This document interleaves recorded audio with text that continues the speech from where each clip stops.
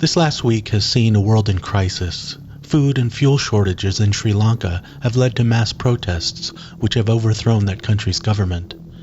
In Europe, farmers took to the streets to protest their government's overbearing climate change regulations.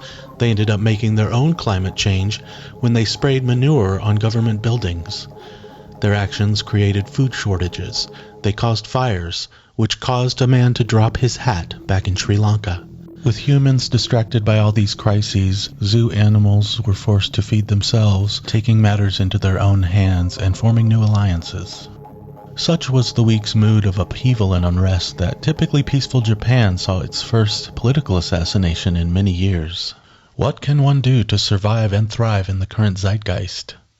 Pull up a chair, young grasshopper, and pick the lock on door number 3.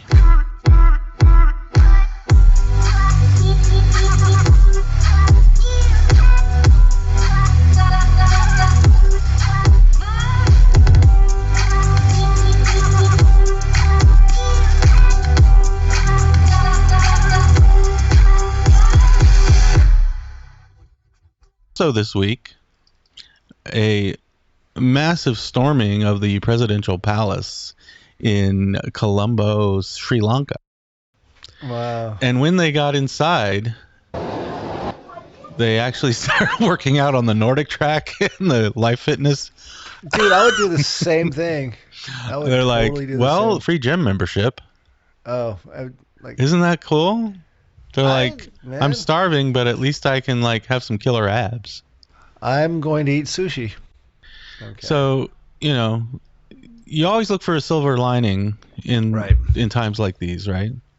I was thinking we could kind of capitalize on other people's misery. Oh, well, Isn't that great? Because I think this is a great new business opportunity for us. Mm-hmm. So you got all these poor people overthrowing their governments, assassinating their leaders, right? Right. So we could open up a body double business for world leaders. Interesting. What do you think about that? This is the greatest idea since clocks on banks, man.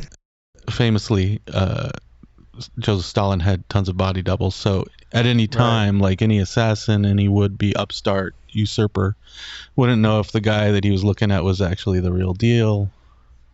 Or one of his many body doubles, apparently. I just think we've reached a point in the zeitgeist that it's time to bring back the body double as a cultural political institution. Historically, they were useful for the elite in a society. Okay.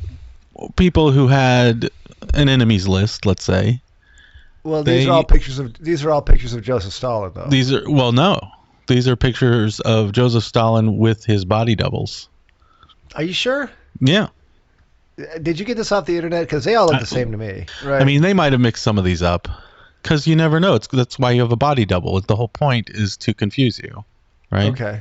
All right. So, the whole idea of the body double is if you feel like you're the target of an assassination attempt, you have a kind of a decoy that you put out there. Right. And chances are 50-50 that the assassin is going to accidentally kill the wrong person and shoot your double, and you'll get off scot-free. So I think we should start a business, a modeling agency, a talent agency, but also a model agency where we recruit talent. We recruit lookalikes from the general population.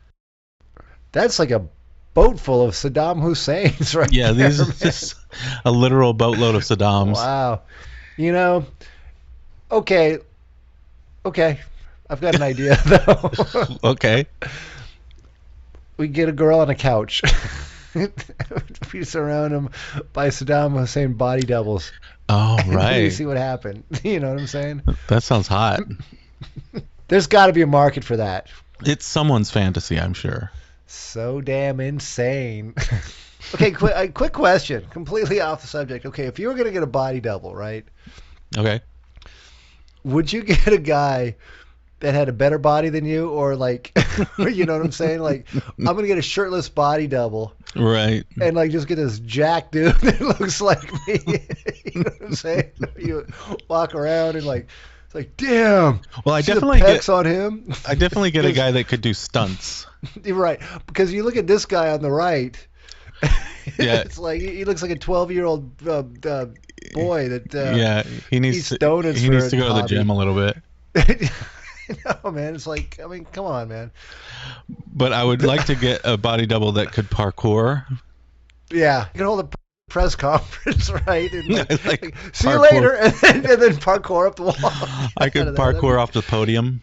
That'd be awesome. I parkour on and off the podium. We have a body double here, a candidate for our president's body double, current president, Joe Biden. Which do you think is the body double? And which do you think is the real thing? I think Biden's on the left. You think Biden's on the left? Yes. And this guy on the right is an imposter? Well, a body double. Or a body double. Well, Right. I mean, an imposter that's being paid to be an imposter. The whole idea, I think, would be to get a presidential stand-in, a decoy who's a little bit more with it, a little bit more on his game. So let's say, so Biden here would be, younger, fitter, able to shake hands with actual people instead of, wisps of air. To walk upstairs and to finish sentences and to speak more coherently. So I think a body double not only would stand in as a security measure for potential assassination attempts, but in this case, a body double might actually be able to serve the role of the president more effectively, just because Joe Biden, being almost 80 years old, is starting to kind of show signs of wear. But like when you look at the way that that's kind of like an apropos kind of like framing of the picture, where you've got the body double in the front and the president in the back. Yeah, and especially because the president's known to like to sniff other people's hair. We could do. He's like, oh yes. Do you use G? Like, you must use G. Your hair smells terrific. Another way in which recent weeks have shown a huge upheaval against kind of the ruling elite is that UK Prime Minister Boris Johnson was forced to resign. Presumably because of a sex scandal. What? A sex scandal in the UK government. Involving other people? What? Someone was buggering someone else. He was buggering. He's buggering. But there was buggering. But the UK government, it's a weird system, so he's still going to be there for a while until they're able to have new elections, basically. But he's still kind of resigned. While he's still there, I think there's still a chance to find him a body double. I found this guy. Hello, Prime Minister, Mr. Boris Johnson. So I got this guy. I think he does a pretty good job of being the fake Boris Johnson. Right. No. I do it. So which one's the real deal and which one's the fake Boris Johnson? You think? Boris Johnson is on the left again, right? Yeah. Once again, Boris Johnson on the left. Fake Boris Johnson is on the right. I think the fake guy does a good job. His name's Drew Caldron, and he also owns a bike shop. He owns a bike shop in Hackney. Oh, cool. Yes. Look at this here bicycle. Yeah, I made it. And this other guy, the actual prime minister, is a part-time zipline enthusiast, apparently. Right. But here's the thing, like you've got this guy who's very energetic and very patriotic, and he's taking pictures and he's very animated and he looks like a guy that's like really cool. And then you got this dipshit with a bicycle on the right side. Yeah. You know what I'm saying? Well, I mean, I think that's the thing. I think we go out and we find raw talent, or at least people who have a striking resemblance to the real Boris Johnson. We would take someone like this guy who owns the bike shop in Hackney, and we would say, hello, you could be Boris Johnson. Would you like to make an extra few quid a week? You could make an extra few quid doing birthday parties. Oh, look, that guy looks just like Emmanuel Macron. Emmanuel Macron? Yeah, or Justin Trudeau. Over there's a Justin Trudeau lookalike. Let's go. Yeah, I'd be curious to see Justin Trudeau. Like, who would you, if you were gonna cast Justin Trudeau, who would you cast?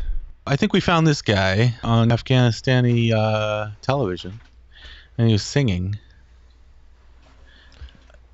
See that guy? He does look a lot. He looks a little bit like Justin Trudeau, doesn't he? He does. He's an Afghan. Look at him. He's very Afghan. He's got some. If he turns his face to that side, you see his Afghanistani features. Yeah. Like that side, really. right? He looks see that? pretty, kinda. but like he's got a slightly different skull shape. But head on, he's more convincing.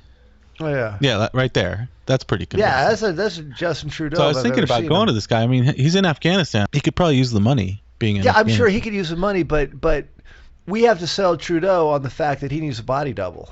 Well, he definitely needs a body double.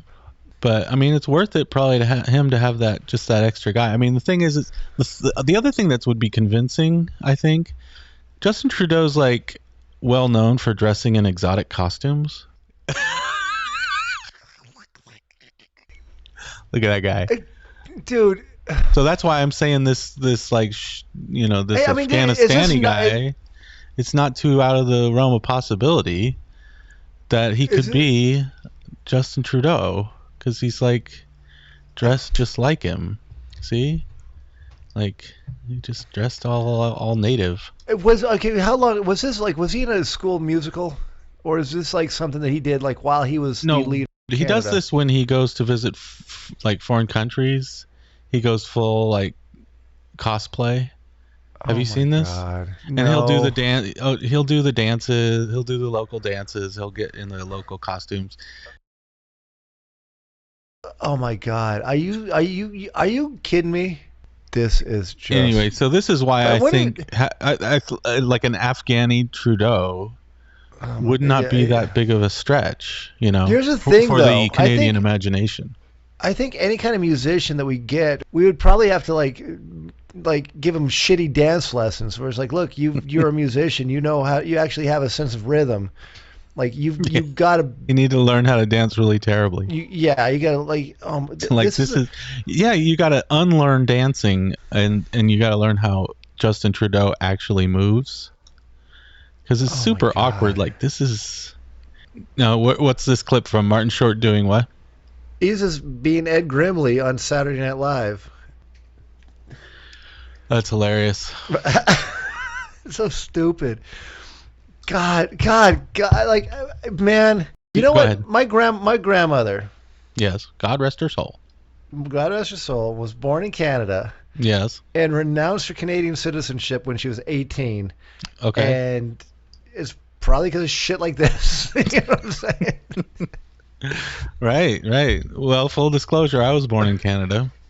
Oh, how's it going, eh? How's it going, eh?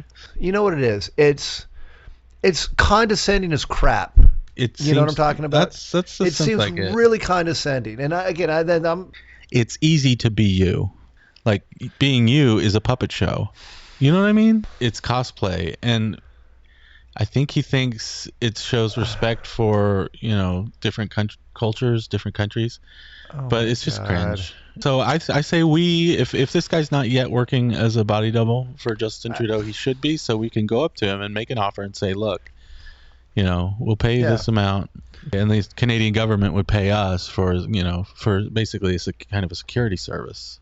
Right. No, I mean, it would be a contractual thing, right? Yeah. So, like, I mean, but because we're dealing with such a high profile, because normal agent fees is about, say, 10 to 15%, right? Right. I say we charge 30.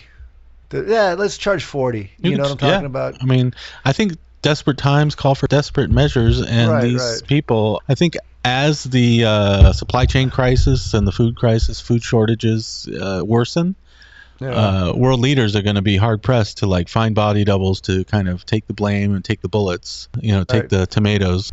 Yeah, I mean, and think about it. Like, think of like the British royal family.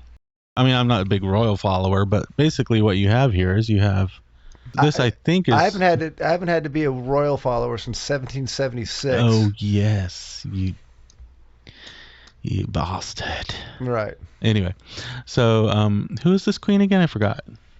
She must be Mary Queen of Queen of Scots. She must be Mary Queen of Scots. Okay, so here you have Mary Queen of Scots. Right. And you have the artist formerly known as Prince Harry. So this is a balcony scene, and these aren't. I think these are robots. And so look how the people are like screaming and crying, like, "Yay, we love you, Megs! Right. We love you, Prince Harry." I'm convinced.